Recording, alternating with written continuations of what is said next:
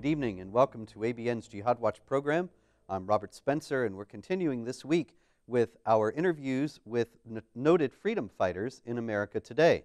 And I'm very pleased to say that tonight we have with us one of the most renowned and notorious of those freedom fighters in the last few weeks, and that is former FBI agent John Guandolo, who is, of course, the source for the blockbuster revelation that Barack Obama's nominee to be the director of the CIA, John Brennan, is actually a convert to Islam.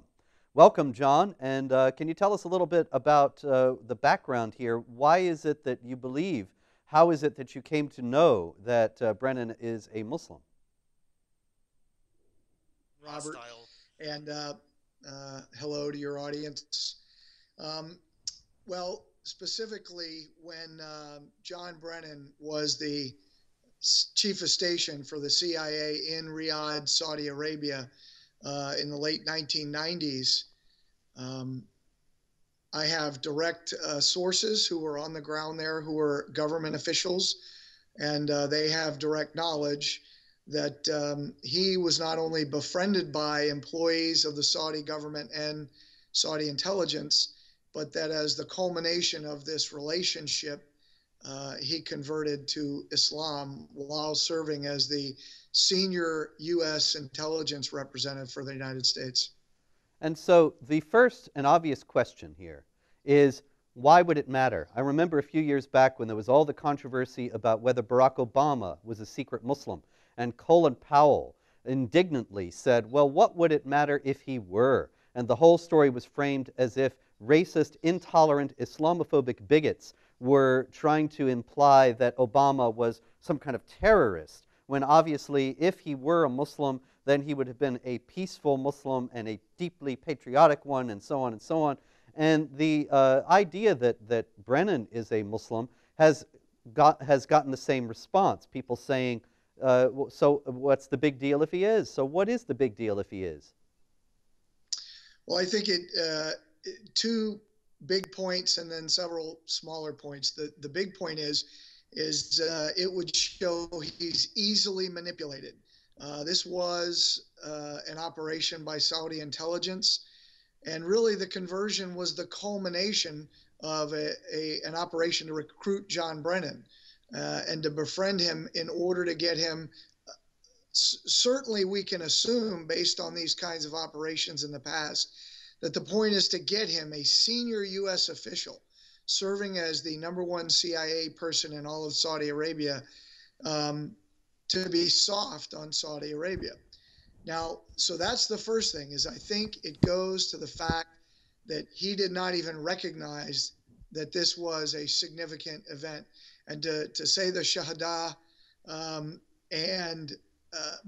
as I've heard several commentators say, and I do agree with them, I think if he were in a different part of the world, he might have as easily been manipulated, to follow something else. But this is where he spent time growing up, and it shows that he is not somebody who's going to act out of U.S. principles and founding principles as an American government official, that he is very easily swayed, number one, and number two, he has demonstrated, not only by the fact that he converted to Islam, and again, going to the so who cares, but it absolutely highlights that he is easily manipulated. And as an intelligence official, that is a disqualifying factor right off the bat. I see. Now, okay, John, so that's the first big point. Yes, sir.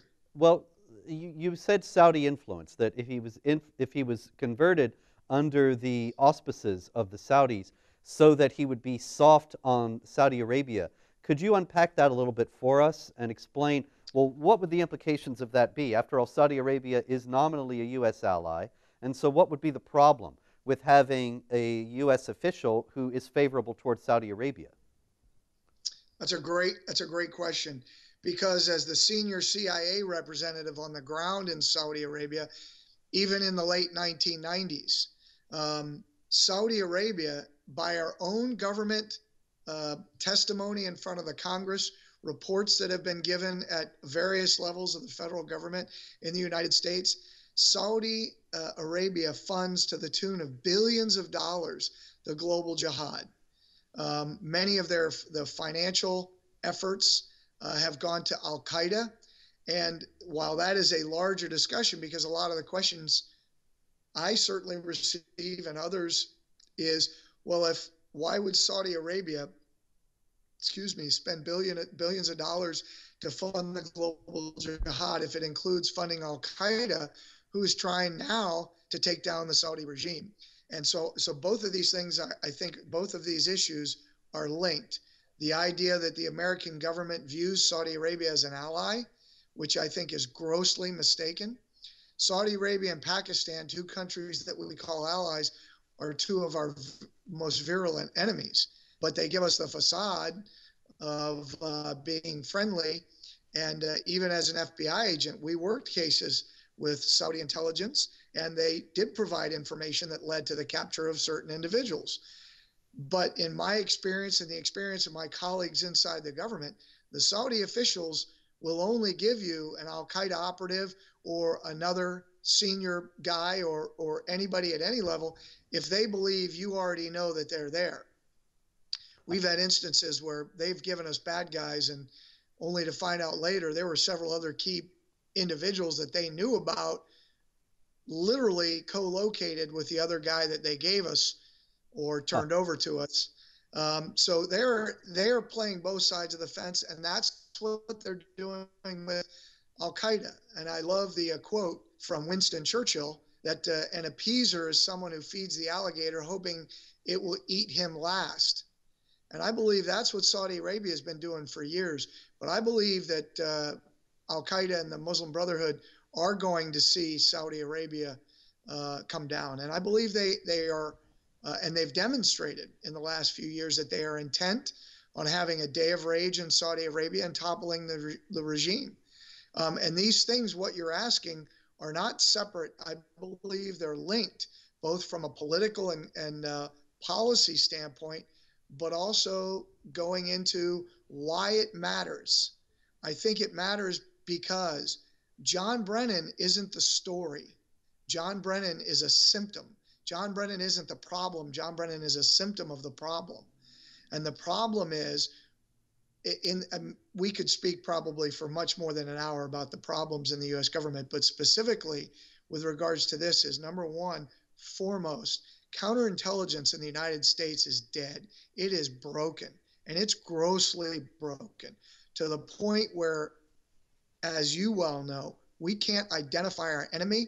Specifically, if you just look at the Islamic threat, we can't repeat back what Al Qaeda says. We can't repeat back publicly what the Muslim Brotherhood says about themselves, or we are called, or individuals that do that, even on a professional, factual, and evidentiary basis, are ridiculed for speaking factually and truthfully about a absolute imminent threat. Well, you could take this anywhere you want, whether it's China, whether it's the fact that Russia just flew Bear bombers with nukes on it over Guam.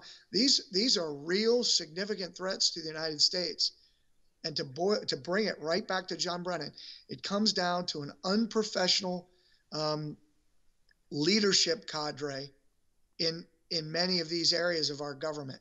And John Brennan is one example. There are very professional men and women trying to do their best. And when they pop their heads up and speak truthfully about this particular issue, they are also beaten down. And so somebody like John Brennan, who has a very soft approach, and I would say his approach assists and aids the enemy, not the policies and the intents of the U.S. government, which is his job will be his job as if he becomes the director of Central Intelligence, but it is his job as the advisor to the president right now, and he's not doing it. John, you had mentioned before, that this shows that he's easily led, which is just the last quality that you want in an intelligence officer, and that he can be manipulated. And there were also other reasons, I believe, that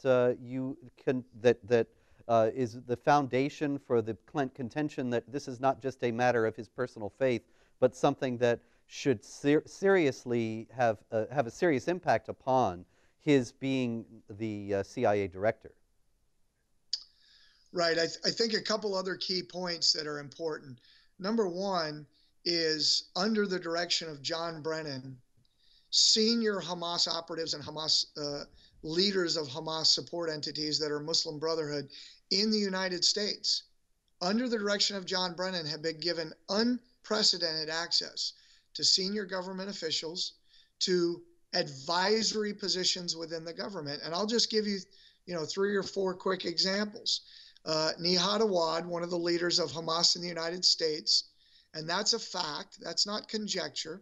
We have from documents that were recovered in an FBI raid in 2004 in the state of Virginia in the United States.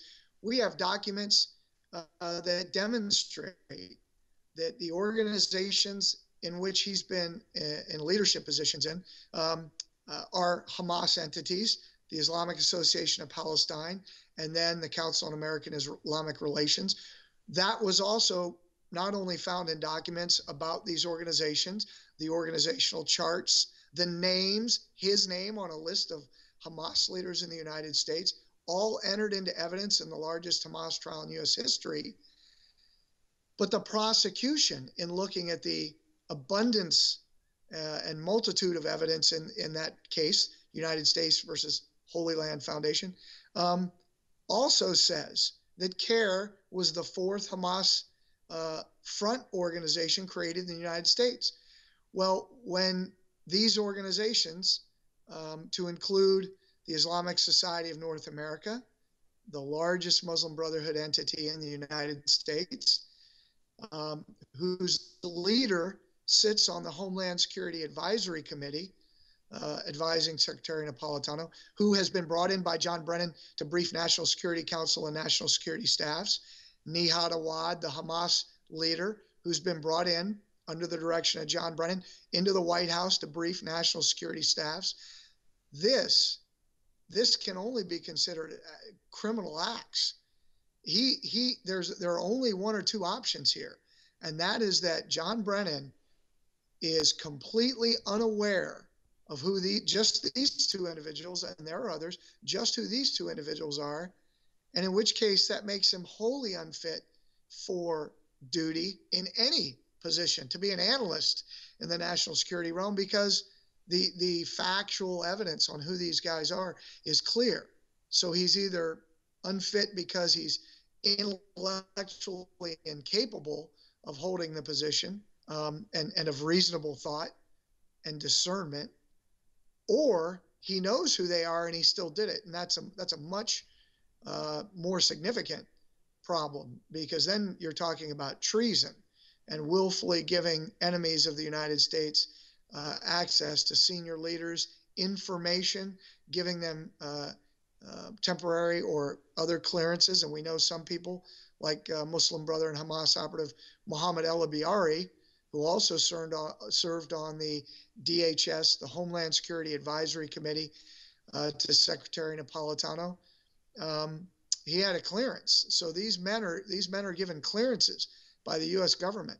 And if somebody is wittingly, knowingly doing this, well, then that's a criminal act. So you're saying that Brennan is either clueless or complicit? What are the other options? Yeah, I see your point. Is there any way to go farther and to try to determine whether he is one or the other, or is that just impossible without some sort of statement or investigation of Brennan himself? Right. Well, certainly an investigation, but just he's been before the Senate committee. I mean, where were the questions? And what I'm presenting now is what has been known for several years about these individuals. And this is not difficult to find information with regards to men like Nihad Awad, Mohammed El-Abiari, Mohammed Majid, the president of ISNA, who is the individual who serves on the Homeland Security Advisory Committee, has been to the White House numerous times. And under Mr. Brennan's direction, has been brought into the White House again to brief national security staff. I mean, the Deputy National Security Advisor to the President of the United States, now the new Chief of Staff, Dennis McDonough, held a You're the Greatest Guy in the World event for Mohammed Majid at Mohammed Majid's mosque here in Virginia a year ago, March. I mean, these are the kind of things that are going on where we're not only where the government is not only not taking action on these individuals and organizations that we know are hostile and terrorist organizations, but they're aiding and abetting them. And it's at a point, this has to be treated. Oh, yeah. They have to be treated as criminals. The government officials have to be treated as criminals because they're committing treason. John, how did it come about that the same U.S. government that has identified the Council on American Islamic Relations as a Hamas-linked Muslim Brotherhood front group and the Islamic Society of North America as another Hamas-linked Muslim Brotherhood front group would be playing ball with both of them and turning around and pretending that none of this is true? How on earth did this happen? That is a great question, and I would love to answer it. In the Holy Land Foundation case, the case agents, the Joint Terrorism Task Force folks, and agents all around the country that had investigations that touched on this, which there are many,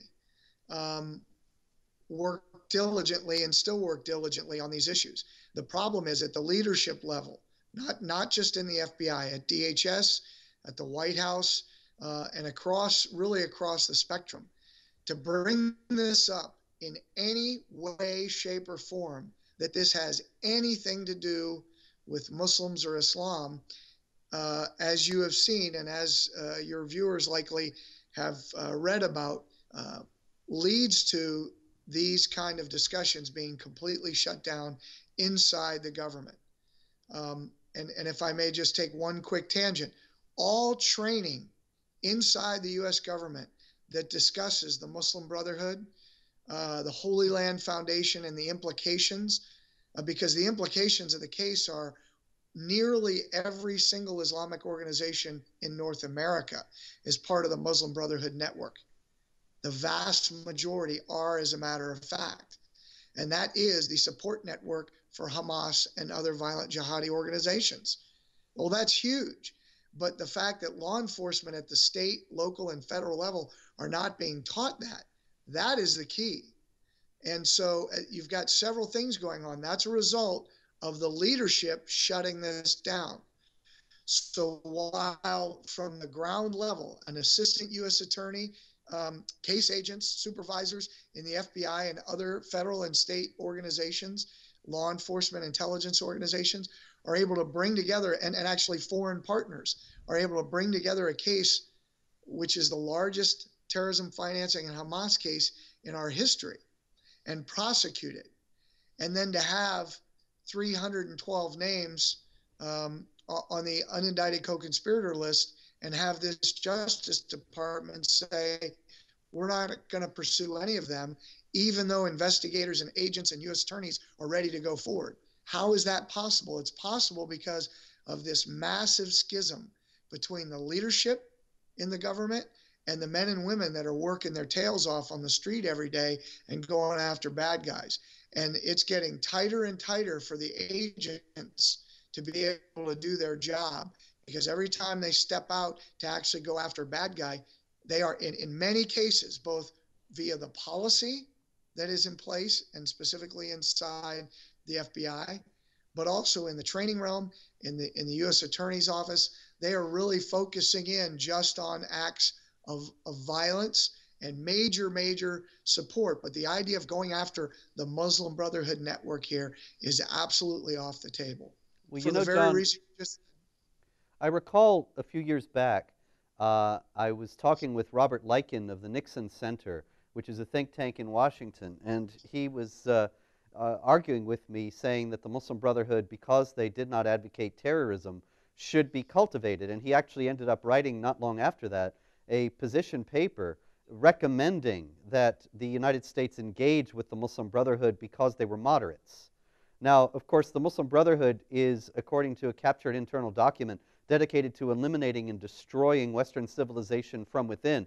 But it does seem as if Likens' position has won the day in the U.S. government. Is that right? I believe it is not only right, it's won the day um, as it cuts across all the facts and the evidence that's on the table. In other words, that side of the argument has not one shred of factual evidence that the Muslim Brotherhood, number one, is not a violent organization. Historically, factually, and in their own doctrines, as you just said, they are absolutely, fight the tyrants and the enemies of Allah wherever you may find them as a prelude to establish the Islamic State. That's a quote from the MB bylaws that up until just a couple years ago, when the revolution began, which our government called the Arab Spring, when the Muslim Brotherhood revolution in the Middle East took place, those bylaws were up on their website in English.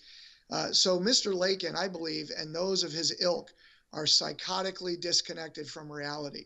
And that's the only practical explanation. Some would say, and since we're speaking on Christian channels, that obviously they're spiritually blinded. Whatever the case is, his inability to see a mountain of factual evidence about who they are is clearly his inability to reason and discern. So anything that he would put out on this topic, I would consider it wholly useless. But the government, in fact, that's exactly the position they've taken.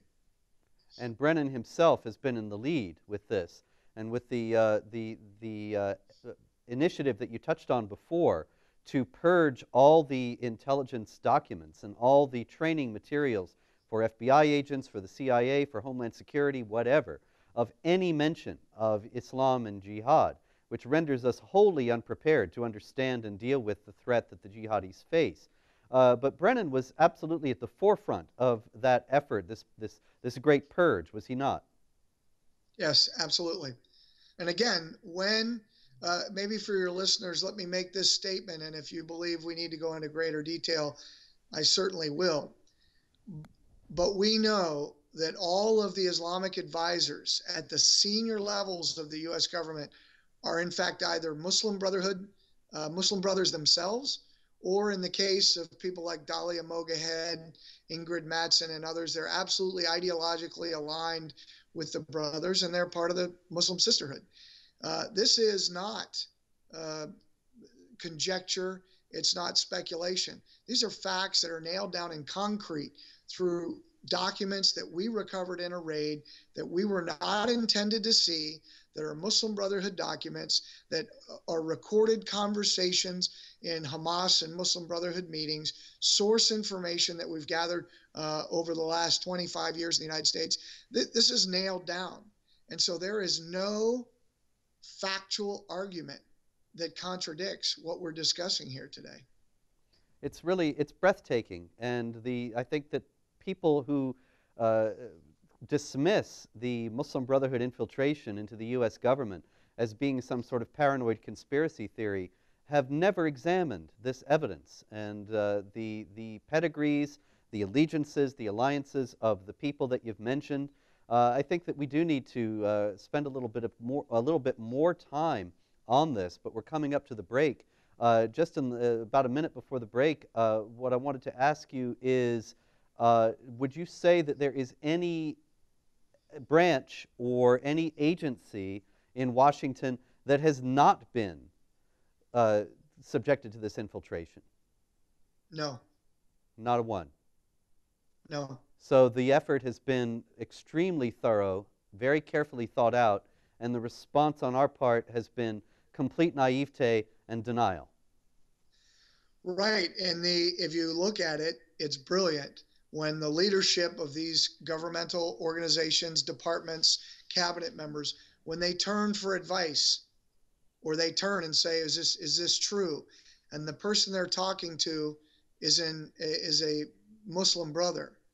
not only is that a phenomenal influence operation from their perspective, it's not only gross negligence and unprofessionalism on the part of that government appointee, government employee, whoever they are.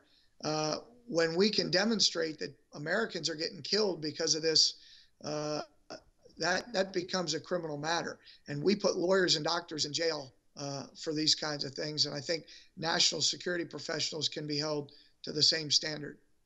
Yeah, I certainly believe that. I hope that that comes to pass, but there would certainly have to be a very thoroughgoing regime change before that could happen. Agreed. Well, this has been an extraordinarily fascinating discussion, and we're going to continue on the other side of the break. We're going to have a few important messages now, and we'll be right back. I am Robert Spencer with ABN's Jihad Watch program, and we are interviewing former FBI agent John Guandolo, who has explosive revelations about Muslim Brotherhood infiltration in the U.S. government. We'll be right back with more after this.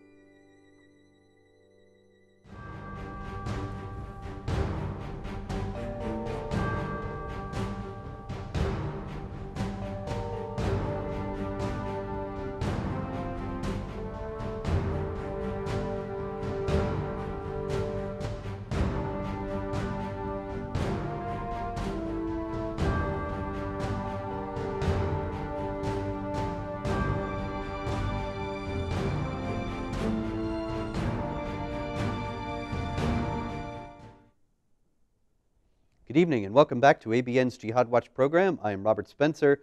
We are discussing today John Brennan and Islam, or more largely the Muslim Brotherhood infiltration into the U.S. government, with former FBI agent John Guandolo, who broke the story about Brennan's conversion to Islam and who has inside information from his time in the FBI, as well as years of observation of the U.S. government agencies of this Muslim Brotherhood infiltration.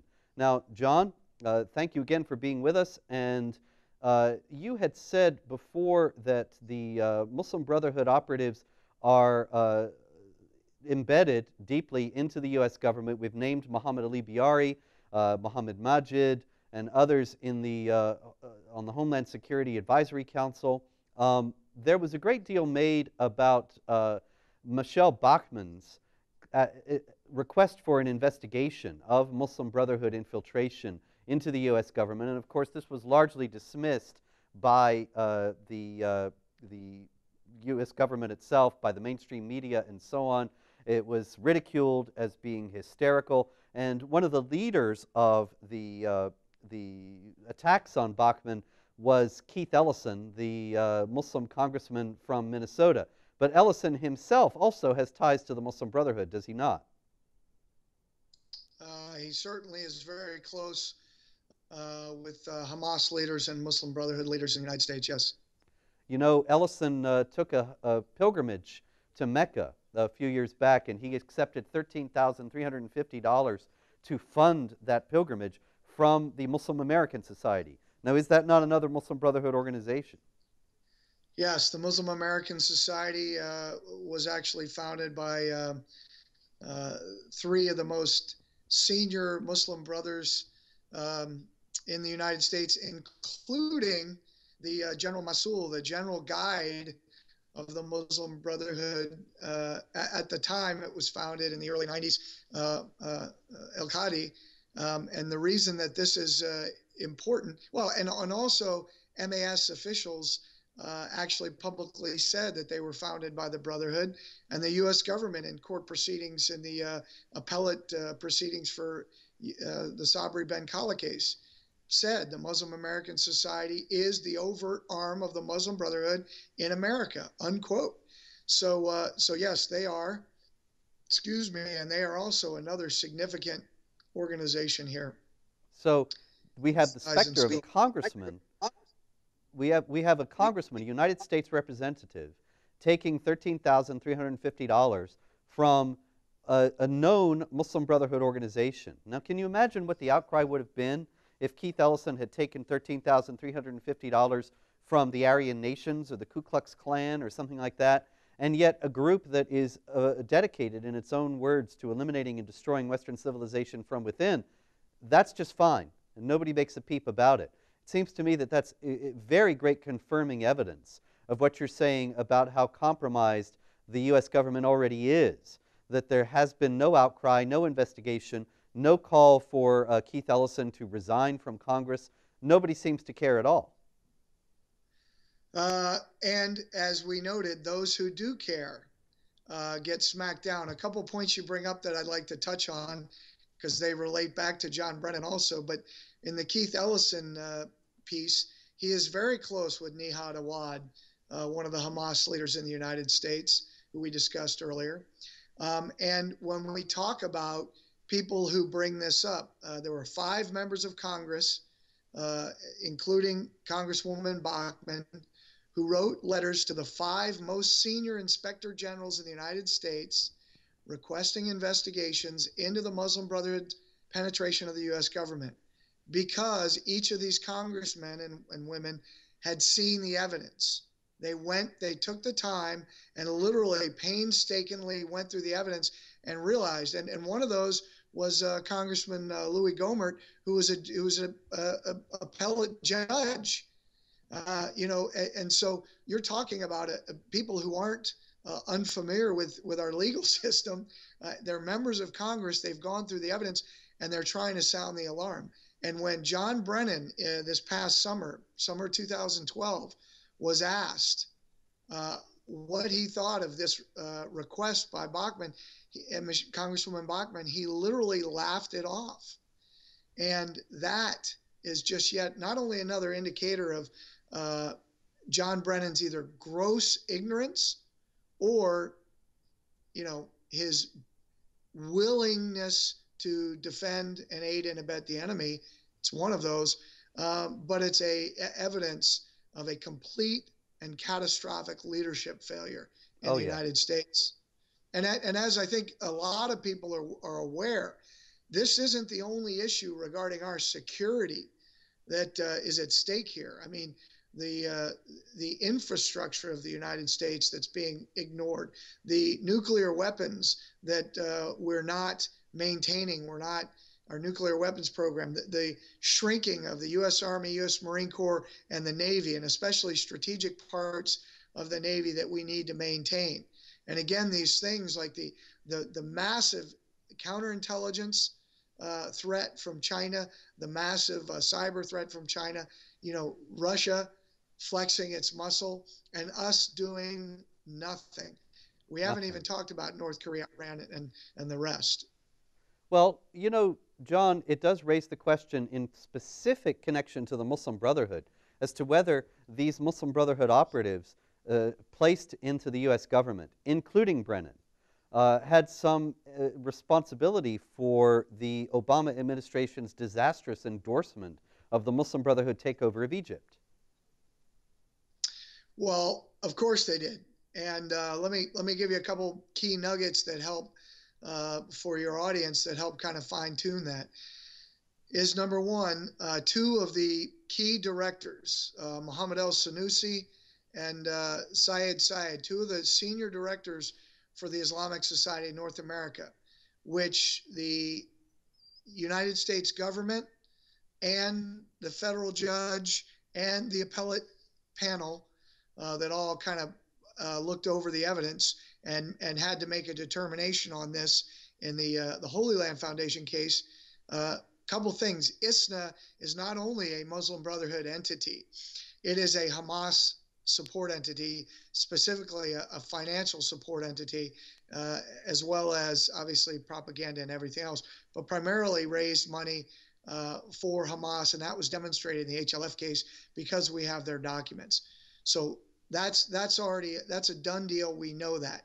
Two of their senior directors are advisors to Secretary Clinton, who has now left, and now Secretary Kerry is in there as Secretary of State. So that's the first point. So yes, their influence is huge. The president of ISNA, as I mentioned before, Mohammed Majid, also is a part of that team. But the two directors that I just named spend the most time working with the State Department.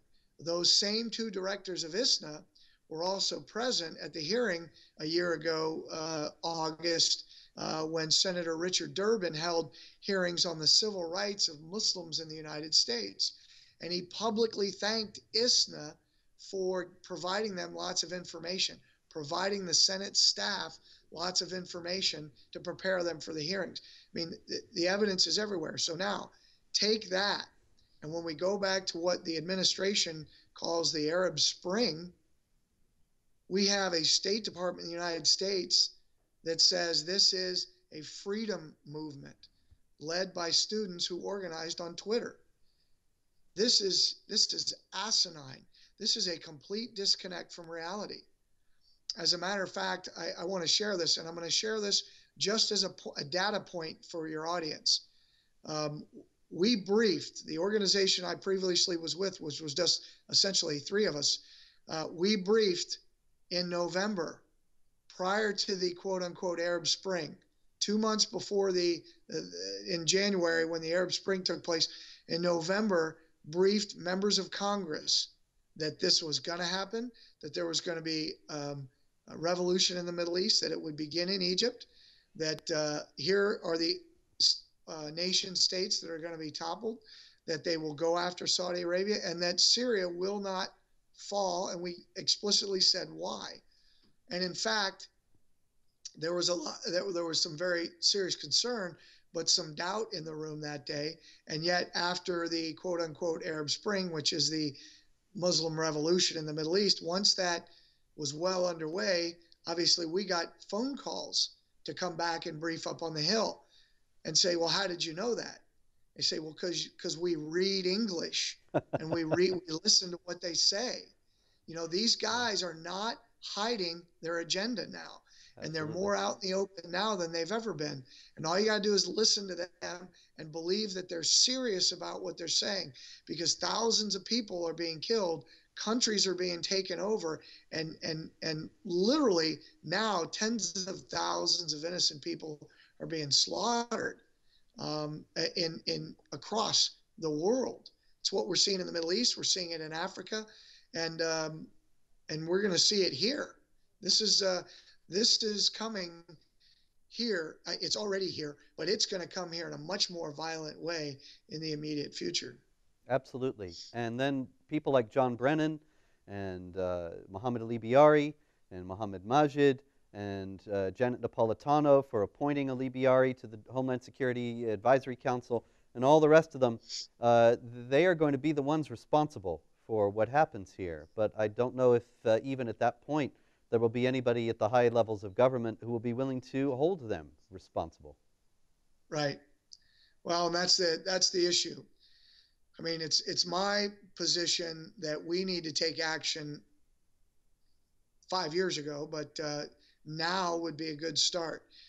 We're on the downside of the curve of their strategic plan being implemented here in North America. And they are so well on their way, and the problem is, because of their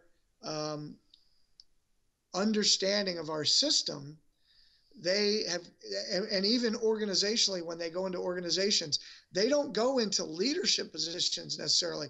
They go into advisory roles, policy roles to write policy for the various government agencies because they know, they know how powerful that is. And they go into like HR departments. Mm-hmm. So who gets hired, who gets fired? I mean, they are superb at what they're doing. And it's going to be very difficult to unseat this this movement here in the United States, but it can be done. And I really believe it can be done relatively quickly, but not painlessly. And it's going to take the American people to decide that action has to be taken. I don't think it's going to happen at the federal level. John, it's not going to happen at the federal. I believe it's going to happen at the state level. Yeah, because I was going to ask you, well, I'll ask you now. This is not a party issue, and I think we need to emphasize that. Is that right? I mean, it's not as if the Democrats are compromised and the Republicans are not. They're both compromised. Is that correct? That is absolutely correct. This is a bipartisan failure, leadership failure. And the leadership of the Republican Party is just as unwilling to discuss this. Remember when Michelle Bachmann and the other members of Congress came forward with those requests to have investigations open. Just get the questions asked. That was all these members of Congress were requesting. It wasn't the Democrats and it wasn't the Muslim Brotherhood that came after her. It was the Speaker of the House and Senator McCain, both Republicans, obviously. And they shredded her. And that kind of cowardice and that kind of unwillingness to go after our enemies and to even look at the truth. I'm not sure what to call that other than what I just did, but this is a severe problem that crosses party lines. On the left, if you will, let's say in the Democrat Party, the Brotherhood usually comes after them or engages them with regards to civil rights issues and with regards to those kind of social issues. With the Republican Party, when they meet them, it's usually fiscal issues, and it's issues of, we're part of the American quilt too. It's the patriotic stirrings. We're patriotic too, and yet it was, President Bush had many failings in this issue and failing to address men who were either working in his government to advise him or working in his cabinet. One of the most prominent Muslim brothers, Suhail Khan, worked for two successive secretaries of transportation in very senior positions, and on 9/11 was working as a volunteer in the White House. And his father was literally one of the most senior Muslim brothers in North America. ISNA has an award that they give out annually called the Mahbub Khan Award. So it is a bipartisan failure.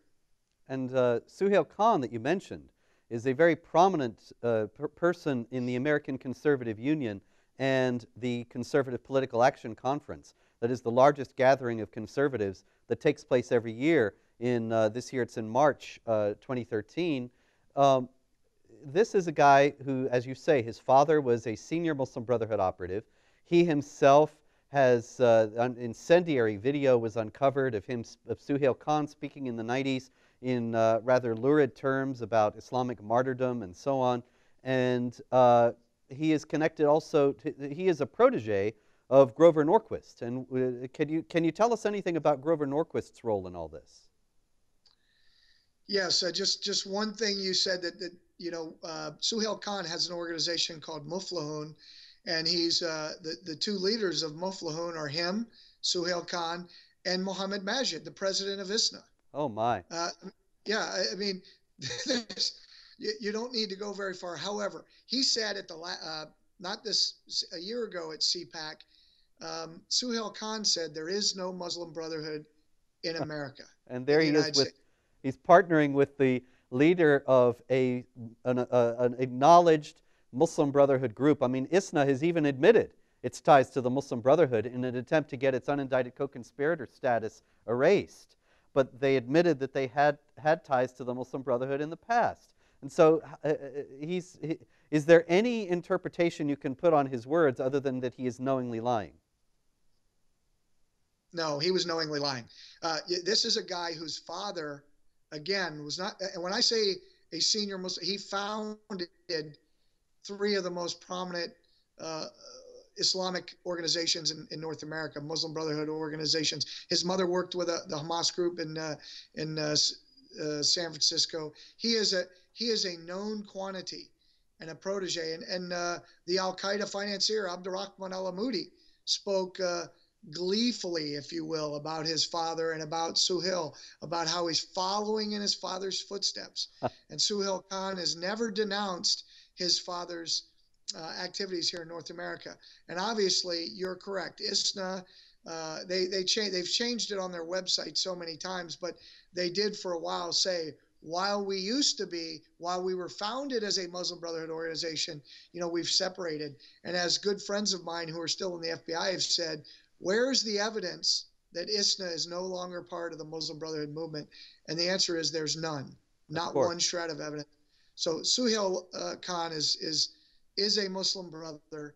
He is an enemy of the state, and yet he's been given amazing access at CPAC and in other organizations. You mentioned Grover Norquist. Yeah. Grover Norquist is part of the great triad, as I've heard it called, of the three individuals that kind of grew up together in the Republican Party, if you will, and that would be Karl Rove, Grover Norquist, and Matoff. These guys who come up together. We know the one story: one in jail, one a Karl Rove, senior Republican strategist, and Grover Norquist. And what's the key here? Well, I think the key is Grover Norquist has facilitated under the Bush administration people like Jihad. He was almost the John Brennan of the Bush administration. He facilitated getting Abdurrahman al-Amoudi, Al Qaeda, Jihad, Hamas, Sami al-Arian, Hamas, Suhail Khan. He facilitated getting these individuals into the government, into positions in the government, into sitting down and meeting with people, to include President Bush when he was still a candidate. So you've got that. Grover Norquist founded the Islamic Institute with checks that we know came directly, because we have the actual checks, came directly from Abdurrahman al-Amoudi, the Al Qaeda financier. And so you've got an organization created that Grover Norquist headed, that in fact was created by with money from an Al Qaeda financier. I mean, and there is more evidence, but I think right there we could almost take a pause and just say, how is this possible? And yet he is also, Grover Norquist, defended by many in the Republican Party. Well, that's where the problem lies. That he is the head of Americans for Tax Reform, and so Republicans who want to be fiscally conservative and responsible, they, I think, all too often feel beholden to him, don't they? And then that leads to their not daring to question his Muslim Brotherhood ties.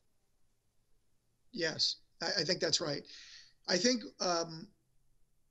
this is an appropriate time to say this, because I think what we're laying out in the questions you're asking really reveals this, what I think is the paramount truth on this topic. And that is, the problem isn't the Muslim Brotherhood. The problem isn't the Islamic movement. The problem is us. The problem is we are so convoluted. We've lost, I believe, as an American government, not necessarily as a people. And I know that the people are the government, but the elected officials, as well as the appointed officials, have lost a clear understanding of our founding principles enumerated in the Declaration, and then that first great attempt to build a nation under the Constitution, and then the amendments since its ratification, that this is really the great experiment. But when we lose those founding principles and we lose the rock upon which the nation was founded, and we start drifting, and we believe that, well, what China does is just as good as what we do, and what Yemen, their form of government, is just as good as we do. And really, to say that that's not true is to be mean and judgmental. And we don't want to do that. We need to be tolerant. This whole moral relativism, which you have spoken on many times, it's not only killing us in the realm of just ideas, it's killing us in terms of truly destroying the fabric and the foundation of this country from within. But we're surrendering it.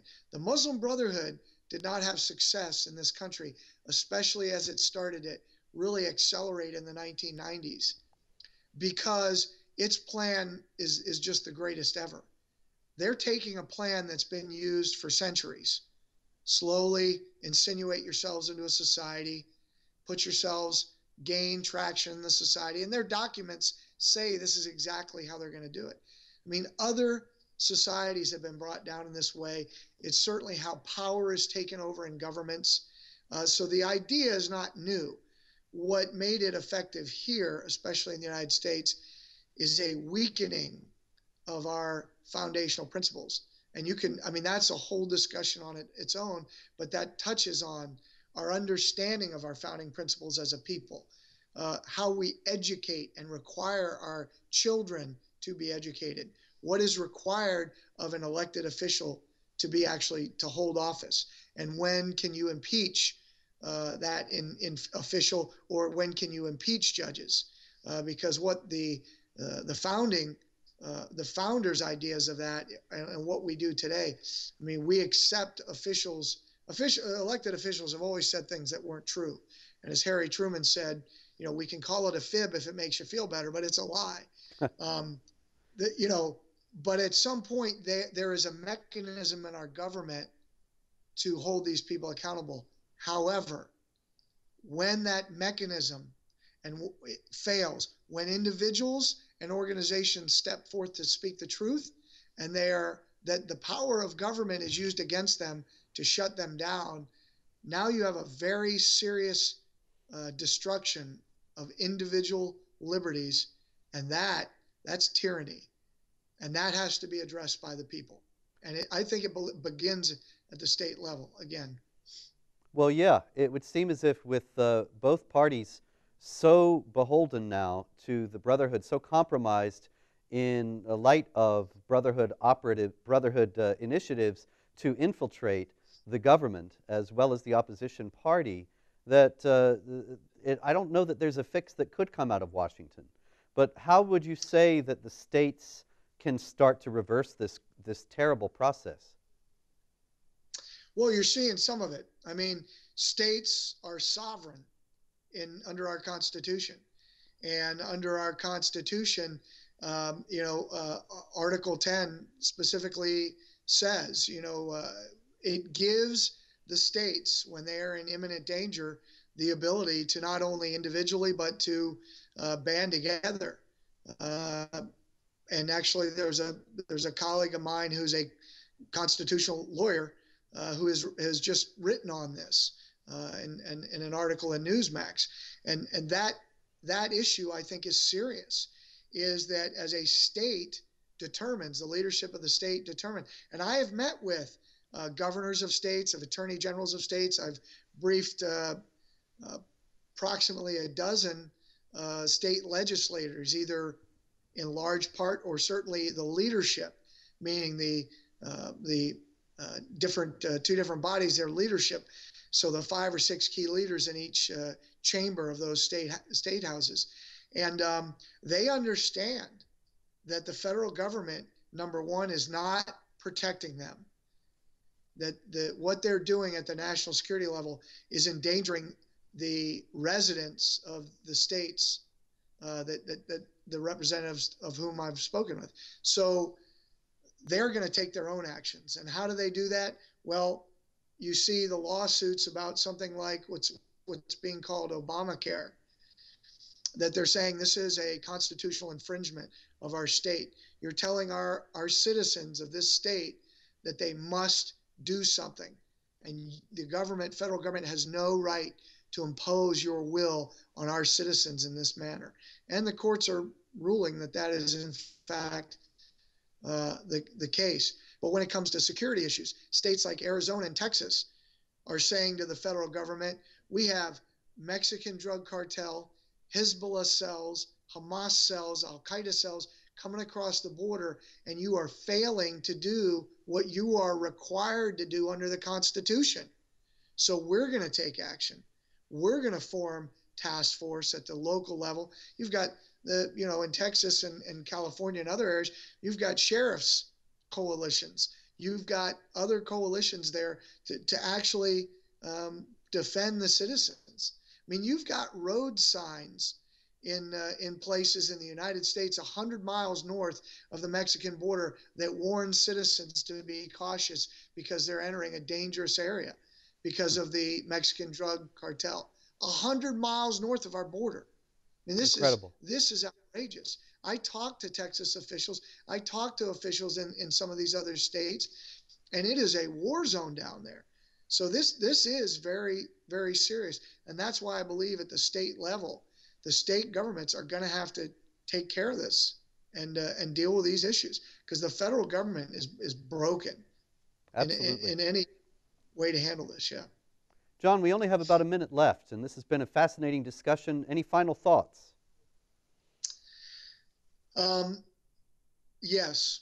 All of this sounds grim, the Islamic movement, as well as the threats from Russia, China, Iran, North Korea, certain factions in South America, as well as other parts of the world. And we're engaged in battles all over. But I think the one unknown variable and the one key variable that the Muslim Brotherhood, the Islamic movement, and our other enemies fail to recognize is the American people. And when stirred, and I believe the American people are starting to get stirred, they will hold their leaders accountable. They will, at the local and state level, ensure that their own locale and state are defended and will prosper. So. I hope so. Your mouth to God's ear. John Guandolo, thank you very much for being on the show. Thanks for having me, Robert. I really appreciate it. It's extraordinary information you have, and I hope the American people will hear and take heed. This has been ABN's Jihad Watch program. I'm Robert Spencer. Thanks for joining us. Good night, and God bless you.